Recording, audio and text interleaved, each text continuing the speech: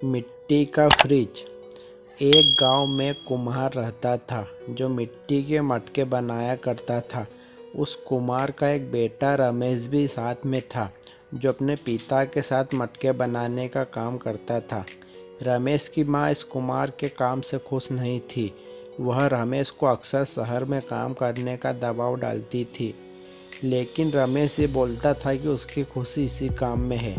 रमेश की माँ चिंतित थी, क्योंकि जल्द ही रमेश की शादी होने वाली थी और कुछ ही दिन बाद रमेश की शादी के लिए घर सजा दिया गया। गांव वालों की उपस्थिति में शादी हो गई। टीना नाम की लड़की से विवाह संपन्न हुआ। एक दिन रमेश की माँ ने टीना से भी यही बात कही कि उसका बेटा उसकी बात नहीं मानता, वह शहर नहीं जाना चाहता। काम के लिए उसने तीनों को कहने को बोला। अगले दिन टीना रमेश के पास गई और उसके शहर जाने की बात कही, लेकिन रमेश मिट्टी के मटके बनाने में खुशी जाहिर करते हुए मना कर दिया। इस लगन को देख टीना समझ चुकी थी कि उनके पति को ये काम बहुत पसंद है। तभी टीना ने सुरेश के हाथ से बनाए एक लंबे सुराही वाले मटके को देख उसने तारीफ की और कहा, अगर आप इसे मेले में बेचोगे तो बहुत ज़्यादा पैसे आएंगे। ये सुनकर रमेश उत्साहित हुआ। उसने और मटके बनाए और उस पर चित्रकारी करके उनको रंग दिया और वह मेले में जाकर मटके बेचने के लिए बड़ा खड़ा हुआ। उसने सारे मटके शाम तक बिक चुके थे। उसने घर आकर अपने पिता को बहुत ज़्यादा पैसे दिए।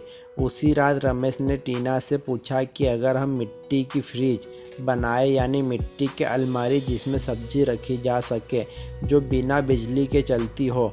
टीना ने बोला, क्या आप ऐसी अलमारी बना सकते हैं? फिर हम दोनों और ज़्यादा पैसे कमा सकते हैं। अगले दिन रमेश ने 4 मिट्टी की अलमारियां बनाई और मेले में ले जाकर बेचना शुरू किया। लोगों ने इस किस्म की अलमारी पहले बार देखी। उसकी सारी अलमारी बिक गई।